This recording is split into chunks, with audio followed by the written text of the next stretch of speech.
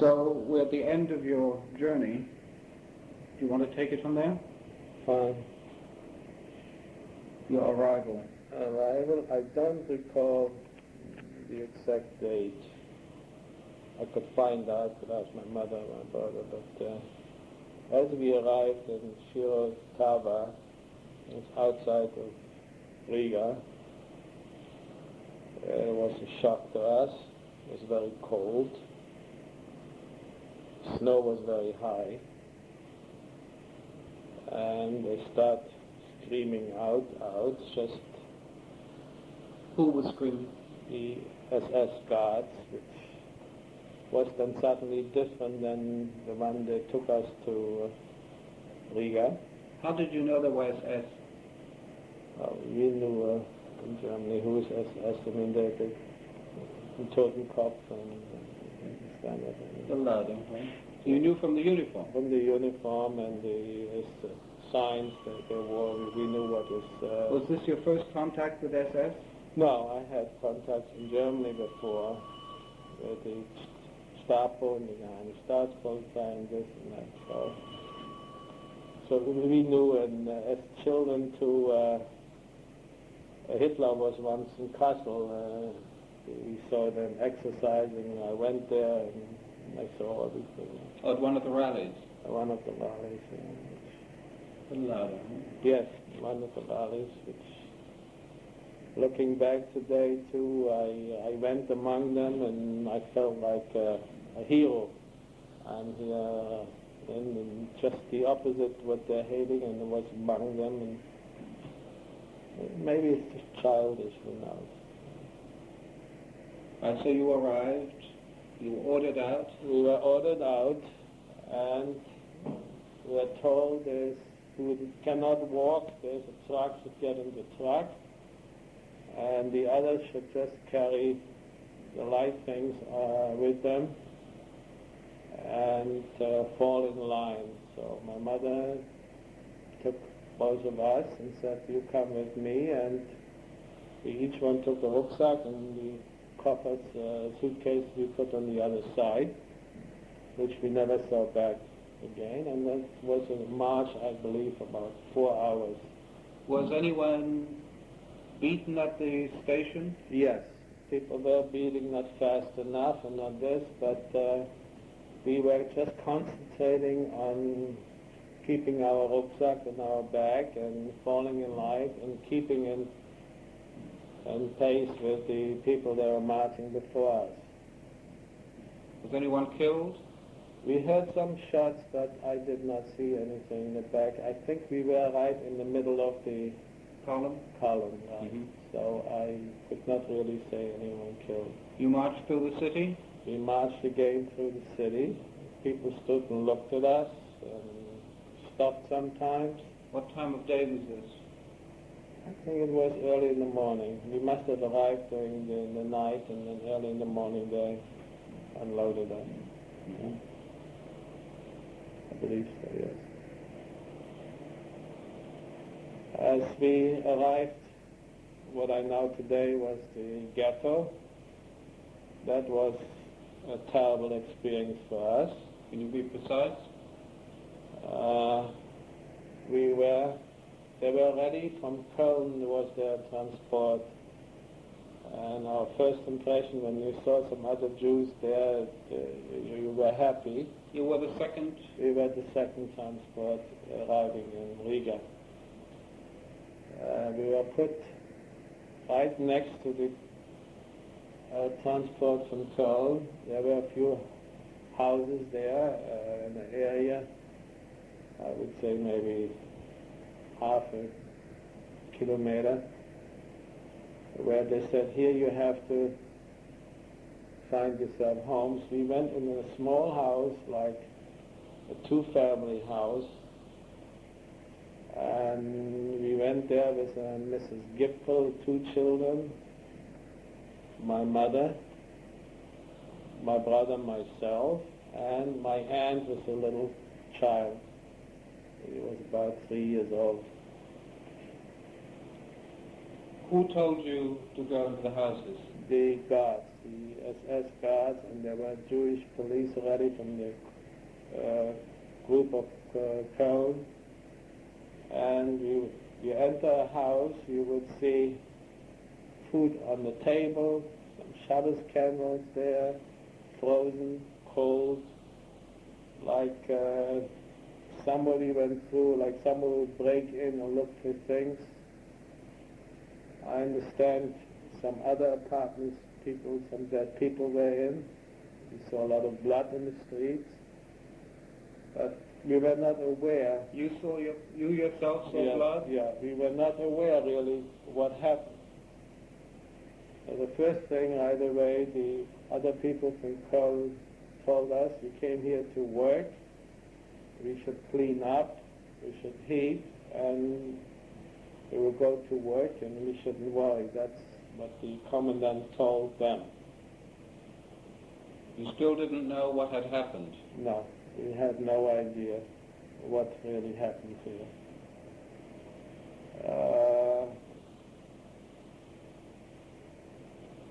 When you come in a strange house and you see food on the table which is 3-4 days cold and frozen, and it's a terrible thing. You just don't know. But you didn't allow yourself to think on it yet? Maybe, again, the age, I think. When you're this age, you want to see what goes on the outside, you want to speak to people. You don't really have enough brains at this moment to realize what happened here, or who lived here before, or what really is going on.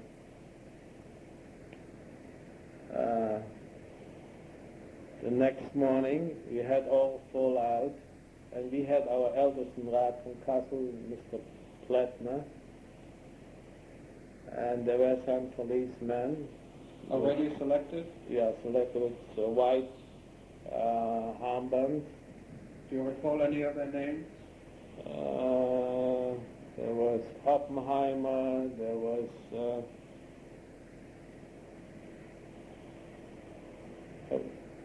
remember first names?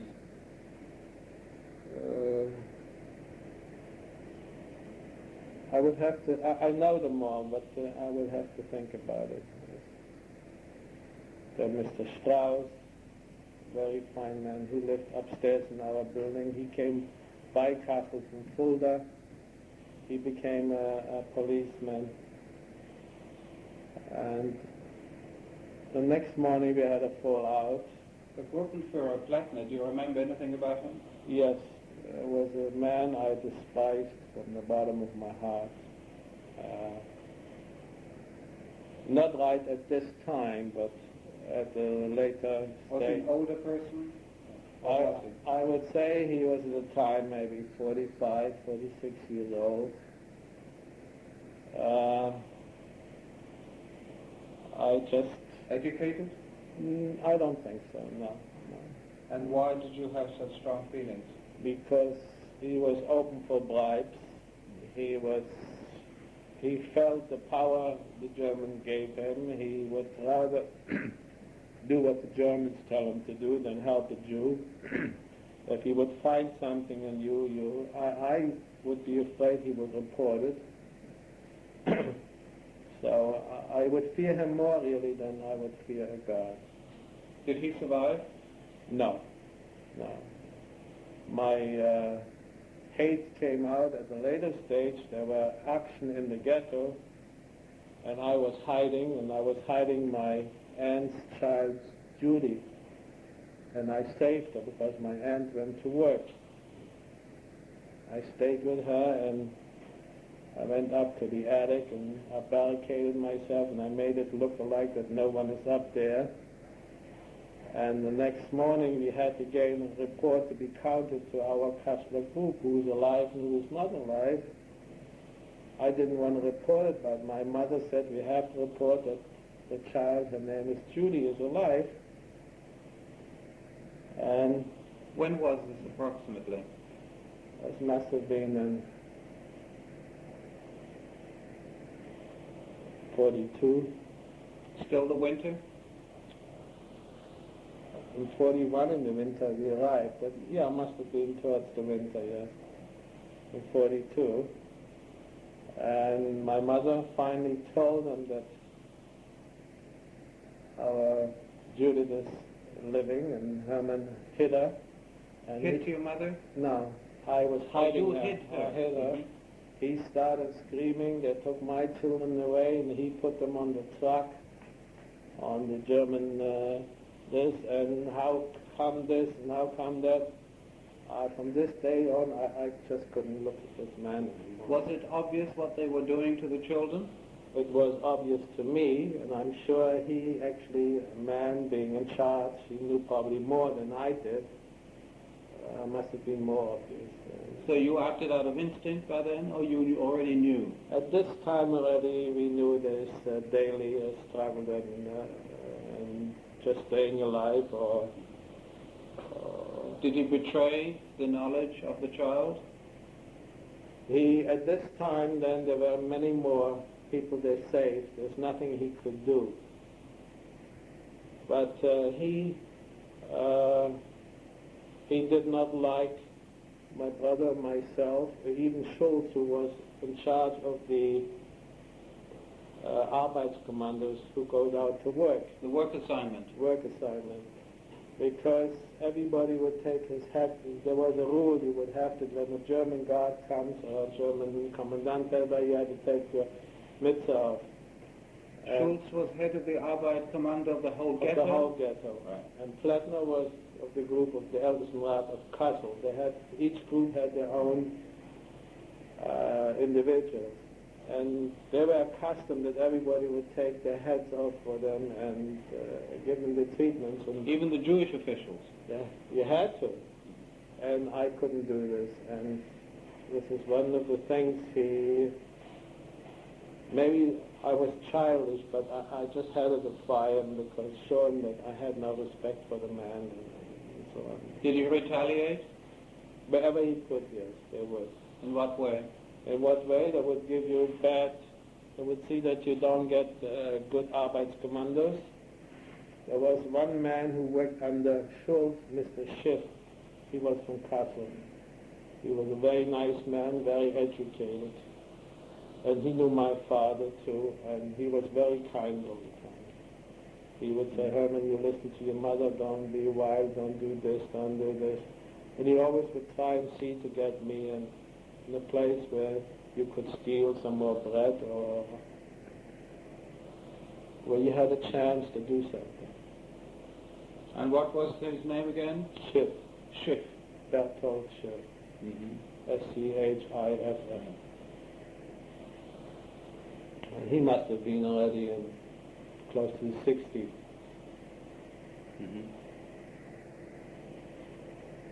So let's go back to the beginning. What was your first work assignment? First work assignment, I was assigned to, we had a company to go out where we had to cut wood.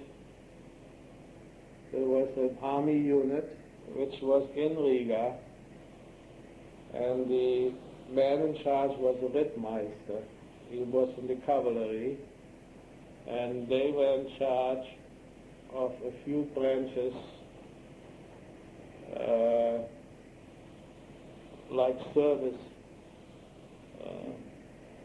They had supply, like a headquarter which supplied ammunition and other things. And we worked in this. There were 4 or 5 Jewish girls working there, cleaning the individual rooms, and there were 2 boys. We had to cut the wood and bring it upstairs to the individual apartments of the officers and the people working there. Where was this located? In Riga. They would pick us up in the morning. And you walked? And we walked there, and which was quite a good job because I became friendly with some of the soldiers. Wehrmacht. And I got to the point that one of them liked to ride, and he needed riding boots. So I got in touch with some other Jewish people that worked for army headquarters where they had riding boots. They stole it and they brought it into the ghetto. I smuggled it out in the morning to him, and then he would take me in Riga wherever I wanted. In other words, my mother worked in the milk farm, so I said, I think his name was Blaumeister. I said, I want to go to the milk farm. So he would put the gun on and walk me over to the milk farm, and I would walk in, and my mother had a few canteens of milk, and I would schlep them out, take them back there, and then at night bring them into Ghetto. Alone? Well, then we would everybody would take a few gallons, and that's the way bring it in. How could you smuggle that in? Well, we always took a chance. If you see there's control, you throw it away. If not, you get through it. You carried it in buckets? In buckets, or sometimes I would bargain and sell things. We always had inside pockets of our pants and things. In the summer, we had 2 pounds or a kilo of butter, and you're marching, and then the butter would come out your legs. Melt. But I never forget, my little niece always was waiting at the fence. Uncle Herman, you got something for me?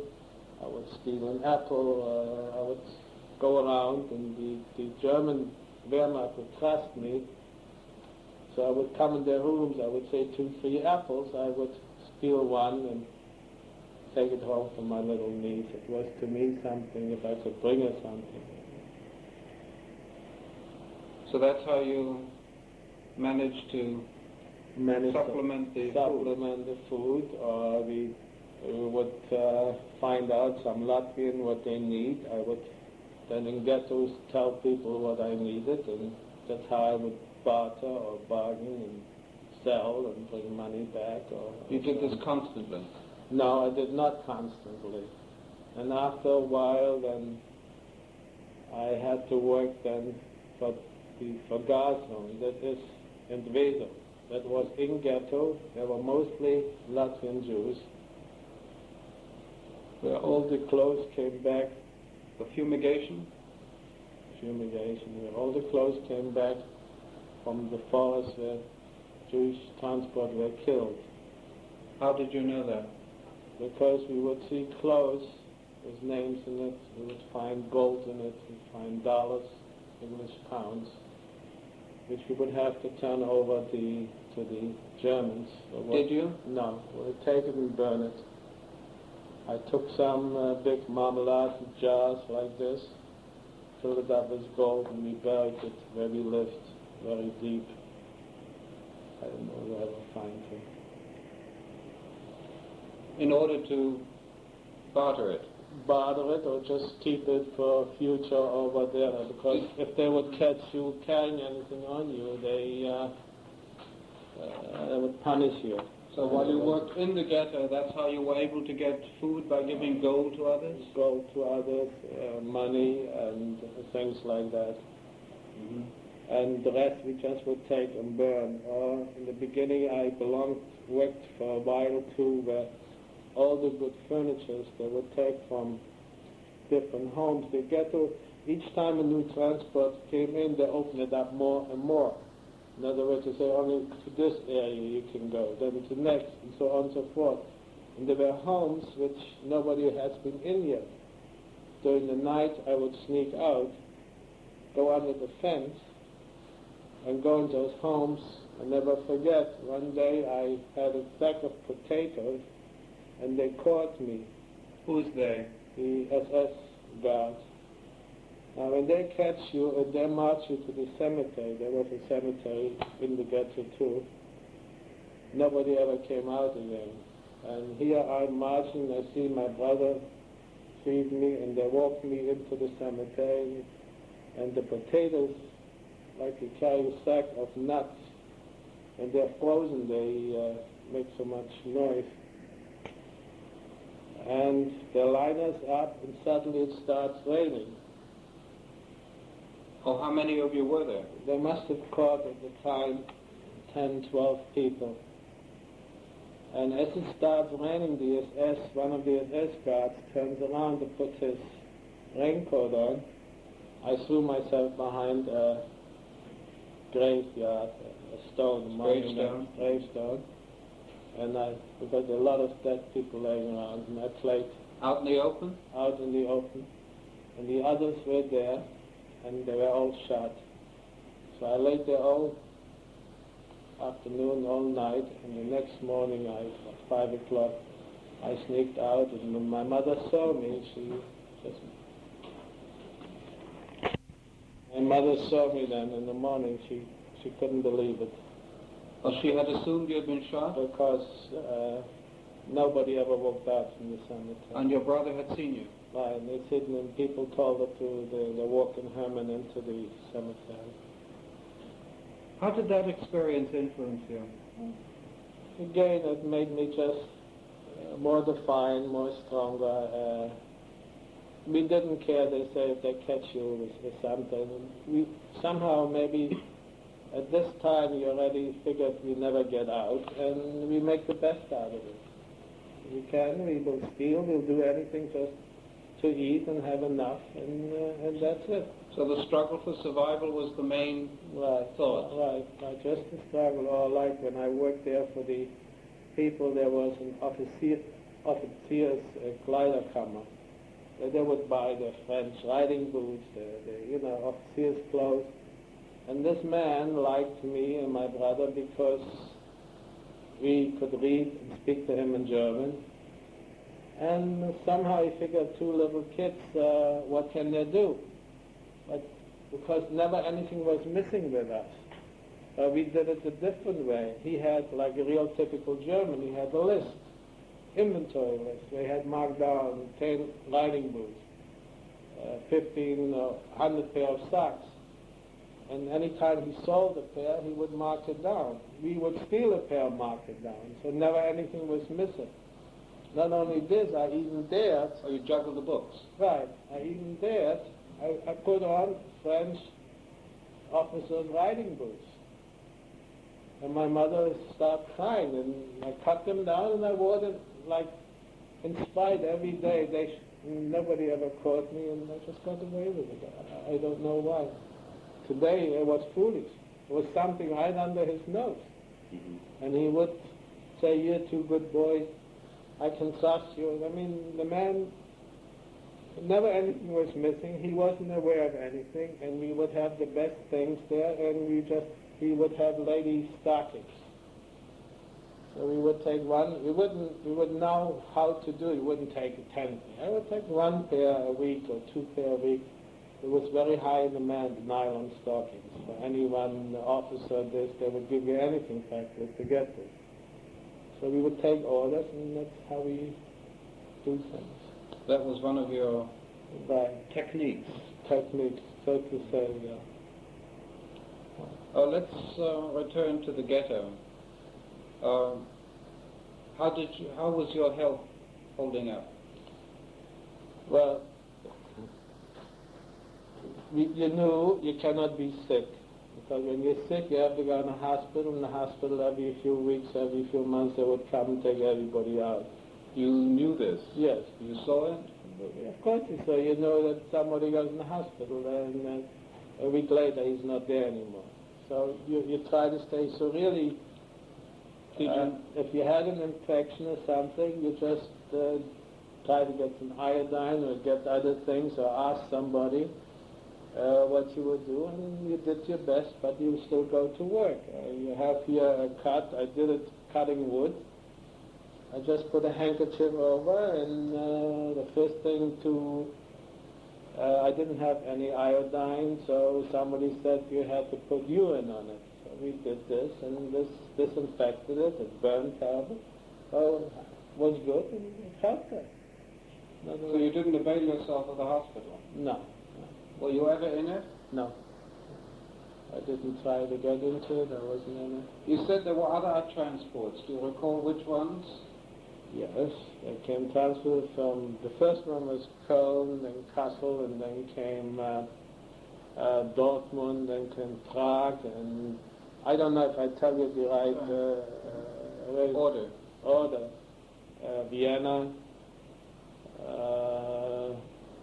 Dortmund, Vienna, Prague, All within a short period? Always a short period. Yeah. And then when I worked at the Entwesung, there would be different ones which never came into the ghetto. We would find their clothes. How did you know they had been killed? You hear rumors. You see clothes coming in from people. You see from little, from small, from women, from children, from grown-ups, different sizes, different things. What rumors had you heard? That they're being taken in the forest and Hochwald, and they're being shot. And the clothes came to us. We had to gas it, and then it was assorted to be sent to Germany. From whom did you hear these rumors? Some people that were sent out there, which never came back, some of them. You see, what happened is that people worked in all different places in the city of Riga. And sometimes working you would meet somebody, or you would see in the street somebody, you would do certain things. Or one guard would talk to the other. In the meantime, you could give something to the other one. So you always tried to help each other somehow. When you see somebody different commando, you would try. You were working something, you would drop it on the floor that they can pick it up or give messages. Well, I'm thinking about these rumors. I was just wondering, how did you learn about them? How did they? Where did they originate? They originate, some of the people that have been there, they were digging the graves. And the Ältestenräte, and they wouldn't let anyone know about it, they knew about it. How do you know they knew about it? Because the people, I met some on the outside, they told me that the report was given to them, and they told not to tell everybody anything. They'd been ordered not to tell anything. I see, so there was a conspiracy of silence. Right. How do you feel about that? I think it was terrible. Should they have told you? Of course. The Älteste? Of course. Why? Because that we don't have to expect anything. I mean, that we live for the day and we make the best out of it. I mean, why hiding anything? And we have to face the reality. So none conveyed the information? No. As far as I know, most of them did not convey. And in retrospect, you resent that? I think yes. I think maybe we should have been more helpful to each other. We should have maybe resisted even more. In our way we did resist, but... in what way do you think you could have resisted? At the later stages we did a lot of damages to the Germans. For example? For example, I was unloading ships. My brother and I, we were wincher. Wincher means is a freight ship has those freight booms. They go on steam. And you need two winches. One pulls it up, and the other winch then pulls it over and lets it down on the truck. And we both, in a few hours we learned this, and we became experts. And we would work. So at night, when the ship came in the harbor to Riga, they will not let you stop because the ships were always bombed. So it would be sometimes 24 hours, you would have 36 to work straight through. Now, on the other end, where our own people had to load the trucks, the winch, I think, was the easiest job. So you stand there with steam, you pull up, and my brother would take the boom over and let it down in the truck. Sometimes they just couldn't handle it. The German would say, faster, faster, faster. We would take a winch that putting it on the right-hand side, put it to the left where the water is, and you had a net, an iron net, where you might have 500 pair of shoes in it, right into the Duna, which is the river in the... You did this purposely? On purpose. You were not punished for it? If they would have ever caught us, we would have been shot on the spot. Oh, you did it at night? Only at night. In the day you couldn't do it. Were there other examples of sabotage? Yes. Or we would take 100 coats in the net. And I would look at my brother, give him the sign, and instead just going over where the truck is, we just put it on the other side, dump it out. One night we couldn't handle it anymore. They were hurrying us up so much. we took the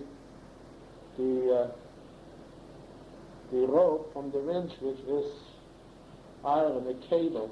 It must be maybe 2 inches thick. You know, it was heavy cables. And we ran it over the winch via Zahnrad. We busted it. The whole boom, we told everybody, stay away, fell down. And the Germans at night are afraid to put light on because the alarm of the aeroplane. So we had to put rest till the morning to fix the boom. And they never had an idea 2 little fishers like us would do a thing like that. Any other examples? Many others. Go ahead, give them all. We were attacked by aeroplanes. Everybody was afraid. Again, we could have escaped. The guards, at night, suddenly, as soon the airplane hits it, they would say, "Wohin, Kamerad," and nobody sees who is who at night. We said, "Weg from Schiff," because it's brennt schon. In the meantime, it wasn't true. They would leave the flak, the anti-aircraft, and follow us. And we would then go in a magazine where all the food was. And we'd steal the food there. Any other instances of sabotage? Or we would find some Latvian there. We were unloading one night leather. They said they want a leather truck.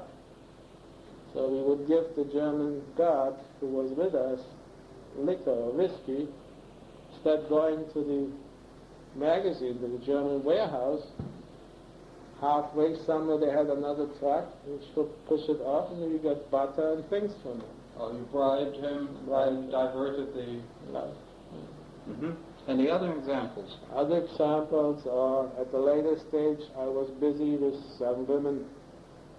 We had to take clothes which came from the hospitals. Another wounded soldier from the Russian front would come in the hospital, then they'd take all their clothes off. Of the German hospital? Of the German hospital, which came then to us, which we had to assort, which had to be repaired, and then again used for German. We would find their pockets live hand grenades. We would find cigarettes, other things in it. I would run around sometimes with a live hand grenade in my pocket. And my mother, the first thing she ever saw me, she would touch and scream at me and take things away from me. Did you ever keep the hand grenade? I kept it, and I caught some fish one night. We got out of the camp and we went to the Dina. It was frozen with ice. Make a hole and throw in. And through the explosion, the fish came up on top of the river. But we couldn't eat them because the gullies, the blood, it was so bitter. The fish, we couldn't eat them. Did you ever think of keeping a weapon for resistance? Yes, but on the other hand, we were hiding things. And then when my mother heard about it, she would come and... What did you hide? Some hand grenades and things like this, but somehow she would always find them. She would give it to the Germans and then and so on and so forth. Revolver? Oh, no, revolver we never found. Mm-hmm. Any other instances of what can be called sabotage? Yes, we had to load trains with this clothes. And by loading the trains, you had to fill it up all the way. Again, this had to be done 24 hours. I would never like to have a freight train standing because of the attack of the plane. What we would do is put the complete wall up. You know, when you enter a train, put the wall up this way, put the wall up this way, put the wall up this way. So we were always the fastest. But God forbid, once you left an empty space. All behind. And then one day the train was rearranged. Now freight trains can move one there and one there. There was shunting. Yeah. Mm-hmm. Suddenly everything fell in. It was terrible, but... Why? What happened? Because they started screaming, they wanted to check who did it. We were very lucky. You were lucky. Any other examples of sabotage? One time I promised a whole case of liquor. Working, I worked in the Riga, it's like the Rathaus, Gilde. And I met a guy there in the food, and he was somehow sympathetic to us. You feel it when you work for somebody. A Latvian? I think he had a Jewish wife, but I wasn't sure. And he would leave us food or would help us, things like this. And he said if I ever in the city I can make it to him, he always will give me whatever I like. So I bribed by going with the trucks back and forward, I bribed one of the German guards, and I put on a German uniform. And the girls who were going with me, I'll never forget, Carla and Renate, one is from Sweden now, and Renate is here, Renate Hirsch. She starts screaming, Herman, where's your clothes? Where's your star? You're in uniform. I said, ah. Suddenly the driver knew, he stopped, and I get off, and they waited for me. And I walked in there, I left army boots there, I left army clothes there, and I came back with liquor, I came back with brandy, with potatoes, with butter and things like this. Do you know of instances of sabotage by others? I think Latvian Jews did a lot. Could you be precise? Precise? No, I think that each one worked somehow, did not brag about it. You did what you could and you had your own satisfaction. Do you know any examples? Examples, I think I took once a truck, I put a nail in, and I started this way and I jumped off and in gear and ran into a tree. Just to do something. How about the Latvian Jews? Do you know of them? We used to meet them during work times. They would call me Yekala, and when I spoke to them in Jewish, they just couldn't believe it. And I always had a very good relationship. You spoke Yiddish at home? Yes. So you spoke Yiddish to them? And that forged a link? Somehow, right away, it did, yeah. And what did you learn? Excuse me. What did you learn from them? I think they were much warmer.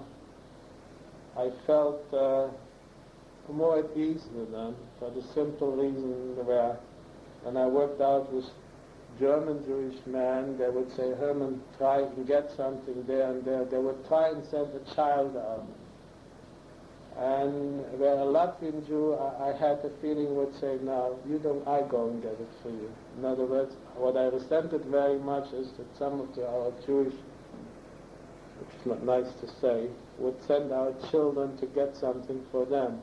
Where I don't think a Latvian would do it, and they would try somehow.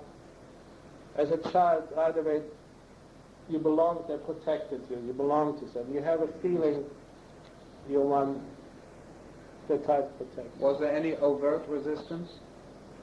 Yes, there was an uprising with Latvian police in the ghetto. Could you recount everything you know about that? I was at work, and only what I heard stories from other people. Go ahead. That they found through a stove where they smuggled weapons in, and then when they walked them to the being hanged or killed at the Appellplatz, they suddenly started running in different directions. Some were hiding. One or two got away. They were hiding, but then later the Germans found them. All the rest were killed. Mm-hmm. But did that kindle in you a thought? I was very proud of them. It kindled a thought, and somehow again, maybe if someone would have come and say, we want you to join, we want you to do this, I would have been a follower. Would you have done it? Yes, yes. Would there have been many in your age group? I think so, yes. Did you ever talk about it? We talked about it, but nobody took the... There was no leadership amongst the older ones? Right, no initiative, really. Do you regret that? Yes. Why? You would not have survived. So why do you regret it? Well, at the time I wasn't sure I would have survived either. I mean, we had no idea. We had no idea. Does it give you a sense of less respect for not having done it? it gives me, yes, it gives me that, in other words, you were like a lamb who went to the slaughter. I mean,